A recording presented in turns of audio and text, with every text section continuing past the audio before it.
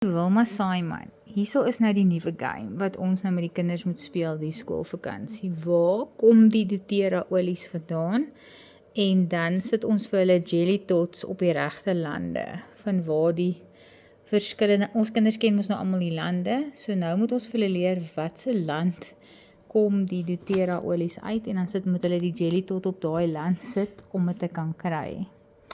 So ek dink dis die challenge, vir die volgende skoolvakansie, is om al die essensiële olies, all the gifts of the earth, en dan moet hulle leer uit watse land. So boonbehalwe die tale en die lande, kan ons nou die essensiële olies ook bysit,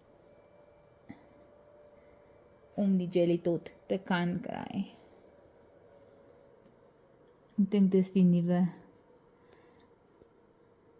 game vir die skoolvakansie. Wat dink Tannie?